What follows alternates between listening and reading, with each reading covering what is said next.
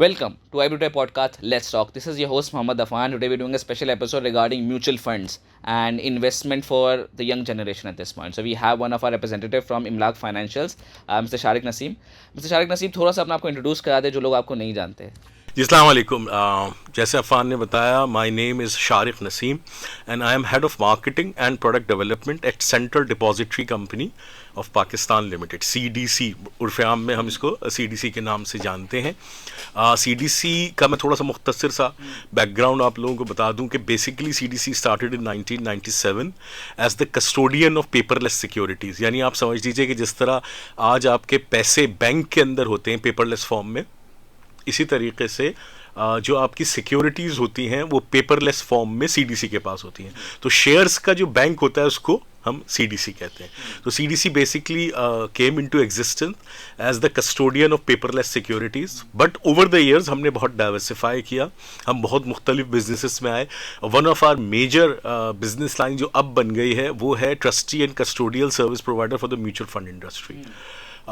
इस पे हम आगे चल के बात कर लेते हैं कि म्यूचुअल फंड किस तरह बिहेव करते हैं और उसके अंदर एक ट्रस्टी और कस्टोडियल सर्विस प्रोवाइडर का क्या रोल होता है. तो CDC का एक मुख्तसर सा तारुफ मैंने आपको और फिर इमलाक फाइनेंशियल्स के बारे में थोड़ा बता दें. जी बिल्कुल. देखिए, पहले तो हम बात अगर इमलाक फाइनेंशियल्स पे मैं आ जाता हूँ, पहले हम बात कर लेते हैं म्यूचुअल फंड. ठीक है. लैंडस्केप क्या है हमारे यहाँ म्यूचुअल फंड. हाँ, और why do we need mutual funds, और म्यूचुअल फंड्स की ज़रूरत क्यों पड़ती है और म्यूचुअल फंड क्या होते हैं. देखिए, इन्वेस्टमेंट एक ऐसी चीज़ है, बल्कि मैं उससे पहले भी चला जाऊँ, सेविंग्स एक ऐसी आदत है जो कोशिश करनी चाहिए कि जितनी अर्ली इन द एज आप अपना लें उतना बेहतर है. हमारे यहाँ पाकिस्तान में एक कॉन्सेप्ट ये है कि जी सेविंग्स का कॉन्सेप्ट तो 40 के बाद आता है, जब आप कुछ अर्न करने लगेंगे जब भी हम सेविंग करेंगे. अच्छा, वैसे भी अगर आप ग्लोबली इंडेक्स उठा के देखें तो पाकिस्तान जो है वो बहुत ज़्यादा सेविंग सेवी नेशन नहीं है. If you just compare it with our neighbours, India को के मुकाबले में अगर आप देखें तो इंडिया एक बहुत सेविंग सेवी नेशन है. वहाँ पे सेविंग कल्चर बहुत ज़्यादा है. पाकिस्तान हम लोग थोड़े से स्पेंडिंग के ऊपर बिलीव ज़्यादा करते हैं, एक्सपेंडिचर के ऊपर ज़्यादा बिलीव करते हैं. तो ये एक फिनोमेना है जिसको शायद हमें देखने की ज़रूरत है कि for the rainy day purposes जो एक कॉन्सेप्ट होता है ना, कि हमें कुछ ना कुछ, चाहे अगर हम 10,000 रुपये कमा रहे हैं तो उसमें से हमें 100 रुपये महीने के, 1,000 रुपये, 500 रुपये महीने के सेविंग की आदत डालनी चाहिए. नेक्स्ट स्टेप ये आता है कि जो आप सेविंग कर रहे हैं उसको आप इन्वेस्ट करें. ठीक है. अब इन्वेस्ट करने के लिए there are multiple avenues available. Pakistan में प्रॉपर्टी का बड़ा नाम होता है कि जी आप प्रॉपर्टी के अंदर करें. गोल्ड में लोग बहुत इन्वेस्ट करते हैं. आजकल आपको पता है डॉलर्स के अंदर बड़ी इन्वेस्टमेंट हो रही है पाकिस्तान के अंदर. One of the avenues is stock market also. और गवर्नमेंट की जो सिक्योरिटीज़ होती हैं जिनको हम PIBs कहते हैं या टेबल्स कहते हैं या इजारा सुकूक भी अब आ गए, तो इस तरह के एवेन्यूज़ भी अवेलेबल है.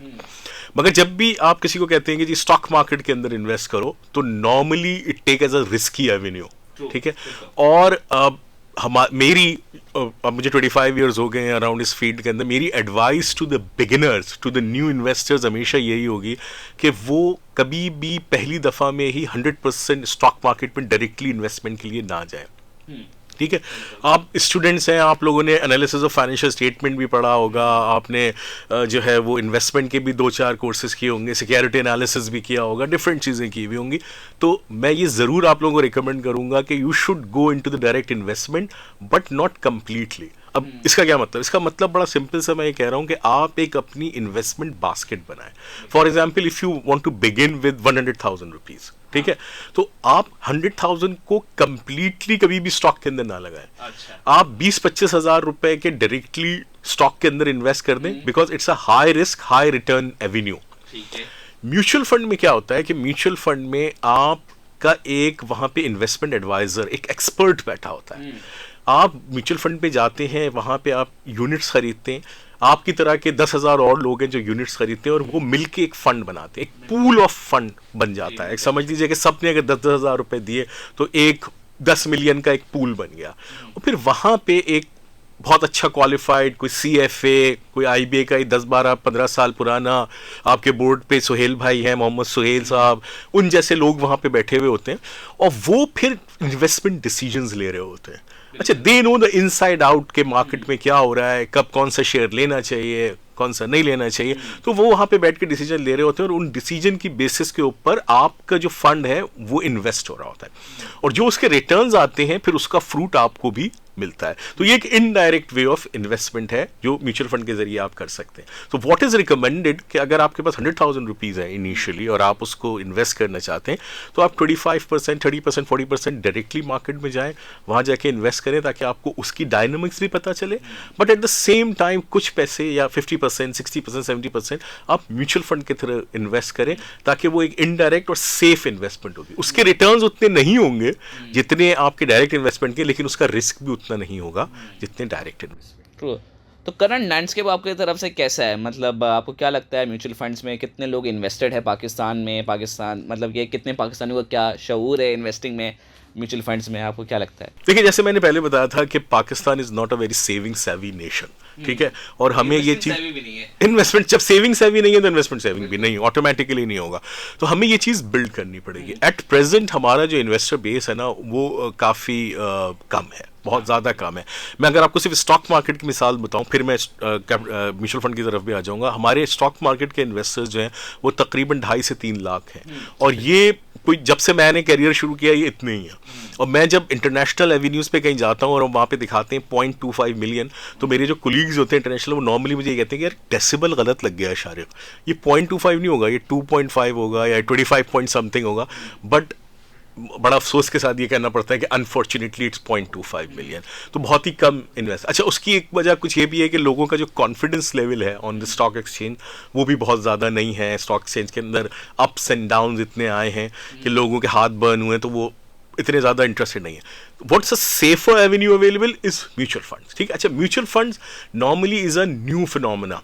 अगर आप इनिशियली देखें तो म्यूचुअल फंड्स आना शुरू ही 2003-2004 से हुए थे। उससे पहले एक कंपनी होती थी नेशनल इन्वेस्टमेंट ट्रस्ट NIT के नाम से, जो बहुत अरसे से ये कर रही है, government backed asset management company है, लेकिन वो बहुत ज़्यादा अवेलेबल नहीं थी।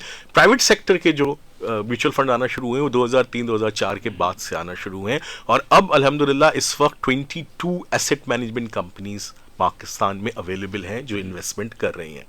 उसके अंदर ओवर द इयर्स हमारे पास तकरीबन 4 से 5 लाख इन्वेस्टर्स जो हैं वो मार्केट में अब इन स्टॉक म्यूचुअल फंड में इन्वेस्ट कर रहे हैं। अच्छा इंटरेस्टिंग यार। मुझे एक्चुअली हमने 1-2 साल पहले हमने एक KKD इन्वेस्टमेंट के साथ इंटरव्यू किया था, तो हमारे पास उन्होंने जो हम नंबर दिया था उसके बाद डेफिनेटली इंक्रीमेंट नज़र आ रहा है नंबर में, एंड इट्स एक्साइटिंग कि यार market itself is growing at this point. और ये बात बिल्कुल सच है कि मार्केट में ऐसे भी कई वाक़यात हो चुके हैं जिसके हिसाब से हमने देखा है कि स्टॉक मार्केट में लोगों के पैसे चले गए और सिर्फ ये नहीं कि ब्रोकर उनको चीट करके चले गया। एंड इट्स गुड कि अब CDC एंड SECP ने कई रेगुलेशंस इंट्रोड्यूस किए जो इनको इन्वेस्टर्स को प्रोटेक्ट करती है at the same time to build credibility across the market as well as internationally and locally as well. तो ये देखने में काफ़ी अच्छा लगता है। मगर आप मुझे बताएं कि ये जो नया कॉन्सेप्ट आप लोग CDC जो सपोर्ट करती है इमलाक फाइनेंशियल्स का, जिससे मैंने आपको इंट्रोड्यूस किया था, उसका थोड़ा सा इंट्रोडक्शन दे दें कि उससे क्या फ़ायदा है उसका। मैं बिल्कुल उसको तो देखिए, एक तो मैंने आपको बताया कि म्यूचुअल फंड का फ़ायदा ये है कि वहाँ पे एक स्पेशलिस्ट, एक इन्वेस्टमेंट एडवाइज़र वहाँ पे बैठा हुआ है जो आपके बिहाफ पे इन्वेस्टमेंट कर रहा है। दूसरा सबसे बड़ा फ़ायदा जो म्यूचुअल फंड का होता है ये है कि वहाँ पे डिफरेंट काइंड ऑफ फंड्स आपको अवेलेबल होते हैं। फॉर एग्जाम्पल आप स्टॉक मार्केट फंड में भी लगा सकते हैं, आप गवर्नमेंट सिक्योरिटी के फंड में भी लगा सकते हैं, आप इन दोनों का mix and match kind of fund भी ले सकते हैं उसके अंदर भी। तो different kind of funds available होते हैं according to your risk appetite. इस वक्त मैंने जैसे आपको बताया पाकिस्तान में तकरीबन 22 एसेट मैनेजमेंट कंपनीज हैं जो ओवर 200 डिफरेंट फंड्स ऑफर कर रही हैं। 200 से ज़्यादा फंड्स जो हैं वो मार्केट में अवेलेबल हैं। गोल्ड फंड भी मौजूद है, कमोडिटी फंड्स भी मौजूद हैं, गवर्नमेंट सिक्योरिटी के फंड भी मौजूद हैं, स्टॉक मार्केट के डिफरेंट फंड हैं, इंडेक्सेस से रिलेटेड फंड्स हैं, तो मुख्तलिफ तरह के फंड्स अवेलेबल हैं। अच्छा जब इतने सारे फंड्स आए तो एक हमारे जहन में एक कॉन्सेप्ट ये आया, दुनिया भर में ये कॉन्सेप्ट ऑलरेडी अवेलेबल है। मैं इस कॉन्सेप्ट को, इमलाक के कॉन्सेप्ट को अगर बहुत ही आसान ज़बान में आपको समझाऊं, आपने देखा कि जब बहुत सारे रेस्टोरेंट्स आ गए तो एक फूड पांडा आया। हाँ बिल्कुल सही कह रहा है। फूड पांडा ने डिस्ट्रप्शन करी। कैसे करी?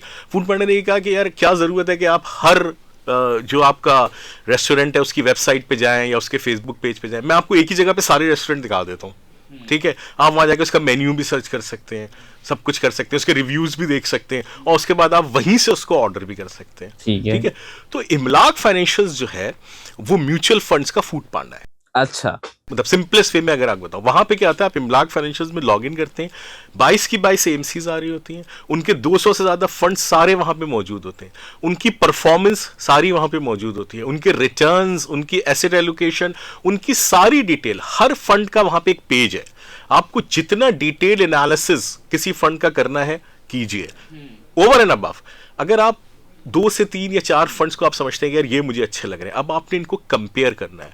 इमलाक फाइनेंशियल्स के अंदर एक यूटिलिटी अवेलेबल है जिससे आप 4 फंड्स को आपस में कंपेयर कर सकते हैं। अब आपने कंपेयर किया, कंपेयर करने के बाद आपने कहा यार ये वाला जो फंड है ना, ये मुझे अच्छा लग रहा है, मुझे इसमें इन्वेस्ट करना है। Imlak financials give you the opportunity कि आप इमलाक से ही बैठे बैठे with the click of the button invest कर सकते हैं। इन्वेस्ट करने के बाद 1 साल, 6 महीने, 2 साल के बाद आपने फैसला किया कि मुझे पैसे दोबारा चाहिए, इमलाक फाइनेंशियल्स के जरिए ही आप रिडीम कर सकते हैं।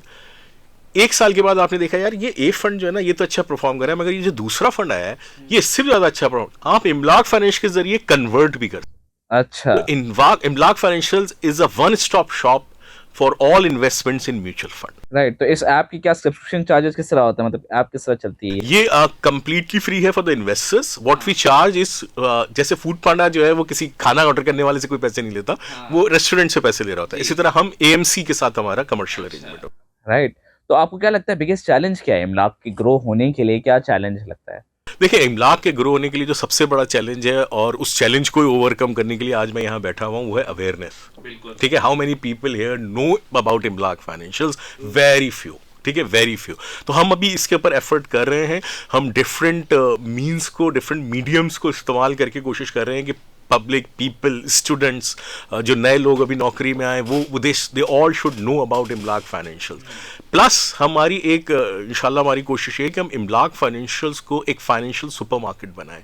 कल हमारी कोशिश ये है कि हम इसके अंदर और जो इन्वेस्टमेंट एवेन्यूज़ हैं उनको भी लेके आएँ। मिसाल के तौर पे अभी we are working on a concept कि हम गोल्ड की टोकनाइजेशन हो, प्रॉपर्टी की टोकनाइजेशन हो, इंश्योरेंस की प्रोडक्ट्स हैं, उन सबको इमलाक फाइनेंशियल्स के ऊपर लेके आएँ। ये इमलाक का जो वर्ड है, ये मैं थोड़ा सा आपको क्लियर कर दूं कि ये बेसिकली हमने निकाला है मिल्कियत से। मिल्कियत is Urdu word for asset. तो ये Imlak financials is financial assets. तो we will not restrict ourselves to mutual fund. इंशाल्लाह इसके अंदर और एसेट क्लासेस भी ऐड होंगे। राइट, तो आपको क्या लगता है सबसे अच्छा, apart from the challenges itself, मतलब आपको क्या लगता है financial literacy being the number one challenge for all financial stake companies, उसको कैसे ओवरकम करना चाहिए, हम कैसे ओवरकम कर सकते हैं और क्या इससे क्या इम्पैक्ट है अगर हम ओवरकम कर ले? देखिए, इसके अंदर जो सबसे बड़ा काम होने की ज़रूरत है, जो मुझे लगती है, वो ये है कि एक कंबाइंड एफर्ट की ज़रूरत है। मैं बार बार एक मिसाल शायद दे रहा हूँ जो शायद पसंद भी ना की जाए, लेकिन कोई भी क्यों ना हो, आपका दुश्मन भी क्यों ना हो, उससे सीखने की ज़रूरत होती है। मैं दोबारा इंडिया की मिसाल दूंगा। वहाँ पे कुछ अरसे पहले एक कॉन्सेप्ट आया था, म्यूचुअल फंड सही है। ये उन्होंने कैंपेन चलाई थी, ठीक है, म्यूचुअल फंड सही है के नाम से। इस वक्त म्यूचुअल फंड सही है कि जो कैंपेन है उसे इंडियन क्रिकेट टीम इंडोर्स कर रही है। अच्छा, तो किस लेवल का बजट होगा जिसको इंडियन क्रिकेट टीम इंडोर्स कर रही है? और म्यूचुअल फंड सही है कि कैंपेन ने इंडिया में म्यूचुअल फंड इंडस्ट्री के अंदर एक रेवोल्यूशन लेकर आ गई। ठीक, तो इसी किस्म की एक एक्टिविटी की हमारे यहाँ ज़रूरत है, बजाय इसके कि हमारे जो एएमसीज हैं वो सोलो या साइलोस के अंदर अपनी मार्केटिंग करें, एडवर्टाइजिंग कैंपेन करें। अभी शायद ज़रूरत इस बात की है कि जैसे मैं अक्सर लोगों को एग्जांपल देता हूं कि अगर आपको याद होगा, पहले डब्बे के दूध की मार्केटिंग की गई थी, उसके बाद ब्रांड्स आए थे। तो अभी तो शायद ये समझाने की ज़रूरत है कि भाई इन्वेस्टमेंट और म्यूचुअल फंड क्या है, उसके बाद ब्रांड्स पे आएंगे। बिल्कुल, ये बहुत ही इंपॉर्टेंट आपने बात की। और एंड सिर्फ सिर्फ म्यूचुअल फंड्स को नहीं, मेरा थोड़ा मानना है कि तमाम स्टेक होल्डर, चाहे वो बैंक्स, इंश्योरेंस, सबको इतनी इंपॉर्टेंट, तो सबको जुड़ना पड़ेगा on one point and one initiative, ताकि हम बेहतरी की तरफ जाए। एक सेविंग कल्चर क्रिएट। बिल्कुल। एंड जो हमारे पाकिस्तान के हालात है इकोनॉमी के, वो हम साफ देख सकते हैं कि किस तरह हमें जा रहा है। और अनलेस हम पाकिस्तानी अपने बिहेवियरल चेंज ना लेकर आए और द ब्रॉडर इम्पैक्ट नहीं पैदा कर सकते। अच्छा, बिफोर वी मूव ऑन, हमने कुछ रैपिड फायर सवाल आपके लिए प्रिपेयर किए हैं, तो आपके जहन में जो भी अल्फाज आए उसको सुनते हुए आप बताइए हमें। ठीक है, इमला। ग्रेट। ठीक है, म्यूचुअल फंड्स। सेफ। ठीक है, investor base. Very low. Okay, venture funded companies. Yet to determine their future. अच्छा, financial literacy. Very low. Okay, IB today. Sorry. IB today. Very good. Thank you. Right, तो आगे हम चलते हैं। इसमें हमें थोड़ी गाइडेंस की तरफ चाहिए। हम थोड़ी स्टूडेंट्स और रिसेंट ग्रेजुएट्स पे हम फोकस कर ले। तो हम आपकी क्या एडवाइस से उन स्टूडेंट्स और ग्रेजुएट्स जो अभी मार्केट में एंटर हुए, रीसेंट ग्रेजुएट जिनको 2 या 3 साल ही हो गए मैक्सिमम, और जो स्टूडेंट बेस में, उनको क्या थोड़ी एडवाइस दे सके इन्वेस्टिंग के हवाले से? देखिए, इसमें दो चीज़ें हैं जो मैं आप लोगों के तवज्जुह से स्टूडेंट्स को एडवाइस करना चाहूँगा। पहली बात तो ये कि सेविंग हैबिट्स लेकर आएँ, ठीक है। हमारी ईटिंग आउट हैबिट्स हैं, हमारी वेकेशन हैबिट्स हैं, तो हमारी सेविंग हैबिट्स भी होनी चाहिए। और सिमिलरली जब हमारी सेविंग हैबिट्स होंगी तो हम इन्वेस्टमेंट की तरफ जाएंगे, फिर हम इन्वेस्टमेंट एवेन्यूज़ को एक्सप्लोर करेंगे, फिर हम ये देखेंगे कि डिफरेंट एसेट क्लासेस के रिटर्न्स क्या हैं, उनके रिस्क क्या हैं, और फिर हम एक सोचा समझा डिसीजन लेंगे। तो एक तो ये चीज़ करने की ज़रूरत है। दूसरी उससे ज़्यादा इंपॉर्टेंट चीज़ जो है ना, वो ये है कि हमारे यहाँ IBA है और बेतहाशा इंस्टीट्यूट हैं जिससे हम बिजनेस ग्रेजुएट्स निकाल रहे हैं। हमारे पास शायद इतनी जॉब्स नहीं हैं, तो we should promote the entrepreneurial culture, ठीक है। हमें अपने स्टूडेंट्स को ये बताने की ज़रूरत होगी कि वो कौन से एरियाज़ हैं जहाँ पर वो एंटरप्रेन्योरियल एक्टिविटीज़ परफॉर्म कर सकते हैं। दो एरियाज़ जो मेरी मार्केट से रिलेटेड या मेरी इंडस्ट्री से रिलेटेड है, वो मैं ज़रूर आप लोगों के तवज्जुह से तमाम स्टूडेंट्स को बताना चाहूँगा। एक अभी SCCB ने बहुत अच्छा इनिशिएटिव लिया है और उन्होंने डिजिटल ब्रोकरेज का एक पूरा फ्रेमवर्क निकाला है। ऑनलाइन ब्रोकर्स के नाम से ऑनलाइन ब्रोकरेज है, उसके अंदर कंप्लीट डिजिटल फैसिलिटीज़ अवेलेबल हैं, उसकी जो एंट्री रिक्वायरमेंट्स हैं बहुत रिलैक्स्ड हैं, उसकी जो पेड अप कैपिटल रिक्वायरमेंट्स हैं बहुत रिलैक्स्ड हैं। इसके अंदर CDC भी उन तमाम कंपनीज़ को जो स्टार्टअप्स अगर या स्टूडेंट्स अगर इस तरफ आएंगे उनको फैसिलिटेट कर रही है। CDC का एक वेंचर है with the name of E-Clear services limited, जो ऐसे तमाम वेंचर्स को clearing and settlement services provide करता है। तो अगर कोई स्टूडेंट ऑनलाइन ब्रोकरेज की तरफ आता है तो उसको सिर्फ ट्रेडिंग पे फोकस करना होगा और उसका जो सारी बैक ऑफिस रिक्वायरमेंट है वो E-Clear सर्विसेज पूरी कर देगी। तो एक ये बहुत अच्छा एरिया है जिसमें वो आ सकते हैं। इसी से कॉम्प्लीमेंट करता हुआ एक दूसरा एरिया है which is the digital investment advisory services.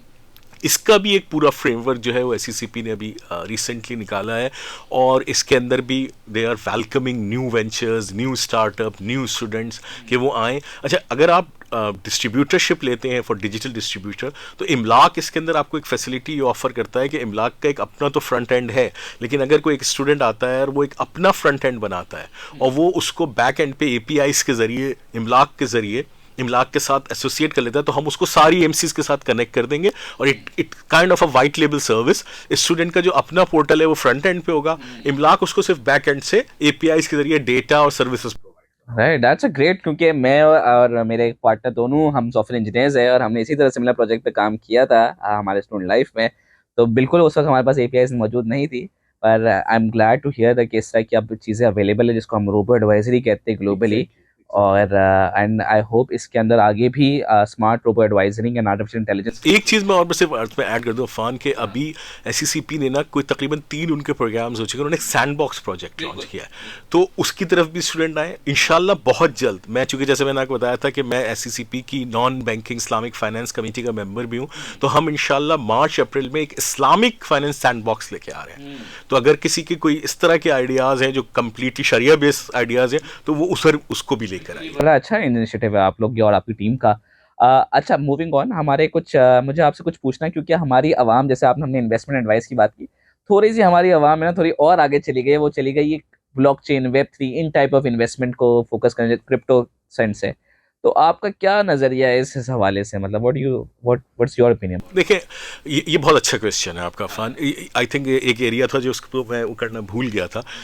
हमारे यहाँ जो एक तो सेविंग कम है, जो सेविंग्स है भी, तो उसके अंदर नॉन रेगुलेटेड एरियाज में हमारी इन्वेस्टमेंट बहुत है। ठीक है, आप तो आपकी उम्र तो अभी कम है, लेकिन अगर आपको आपके फादर ने, अंकल ने, किसी ने बताया हो हमारे यहाँ कुछ इन्वेस्टमेंट कंपनीज आई थी लेट 80s अर्ली 90s के अंदर, और उन्होंने बड़े हाई रिटर्न्स ऑफर किए थे और करोड़ों अरबों रुपए वहाँ पे लोगों ने इन्वेस्ट किए थे और अपने पैसों से हाथ धो बैठे थे।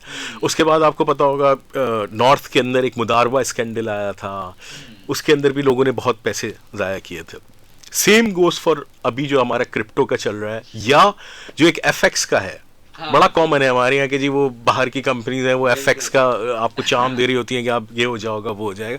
देखिए, एक चीज़ सारे लोगों को समझनी होगी, स्पेशली स्टूडेंट्स को समझनी होगी कि what is a regulated sector and what is a unregulated sector. Regulated sector के अंदर एक सबसे बड़ी अच्छी चीज़ ये होती है कि आपके पास इन्वेस्टर के पास जो होता है ना, एक कंप्लेन रिहर्सल सिस्टम मौजूद होता है, उसके पास एक रेगुलेटर मौजूद है जिसके पास वो जा सकता है कोई शिकायत लेके, कहीं उसको कोई नुकसान होता है तो उसके अजाले के लिए वो किसी के पास जा सकता है।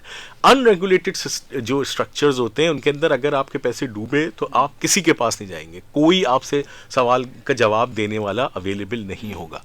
अच्छा, रेगुलेटेड सेक्टर्स के अंदर एंट्री पॉइंट्स थोड़े डिफिकल्ट होते हैं। जैसे अगर आप मुझसे कहें कि यार क्रिप्टो में अकाउंट खोलना है तो वो शायद अगले आधे घंटे में खुल जाएगा, लेकिन अगर आप मुझसे कहें कि जी मुझे म्यूचुअल फंड में अकाउंट खोलना है या स्टॉक मार्केट में अकाउंट खोलना है, that will take a day और टू। ठीक है, क्योंकि उसके अंदर सर्टेन कंप्लायंसेज हैं, आपका AML चेक होगा, आपकी KYC होगी, आपकी CDD होगी, आपकी एनहांस ड्यू डिलिजेंस होगी।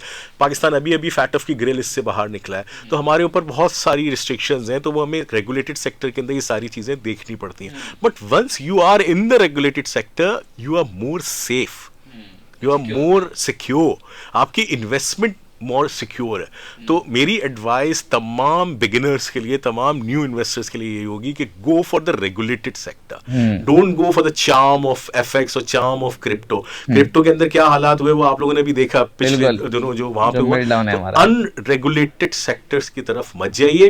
अगर आपको लगता है कि देयर आर सर्टेन एरियाज, अक्सर जो हमारी नौजवान नस्ल है उसको ये फील होता है कि यार बड़े सारे एरियाज हैं, क्रिप्टो है, गोल्ड है, प्रॉपर्टी के टोकन्स हैं, ये चीज़ें तो हमारी ऑफर ही नहीं होती, हमारे यहाँ तो बड़ी कन्वेंशनल किस्म की इन्वेस्टमेंट प्रोडक्ट्स हैं। सैंडबॉक्स अवेलेबल हैं, सैंडबॉक्स में आइए, खुद ऑफर कीजिए, खुद उसके एंटरप्रेन्योर बनिए, उसका खुद ऑफर कीजिए। अमेजिंग यार, आपने जो आपने एडवाइस दिया, I hope all the students loved it. मैंने पर्टिकुलरली बहुत सीखा आपसे। अगर thank you for coming in Shariq sahab, and I hope you all love the episode because I certainly did, and I hope आपको सीखने को बहुत मिला। थैंक यू, अल्लाह हाफिज।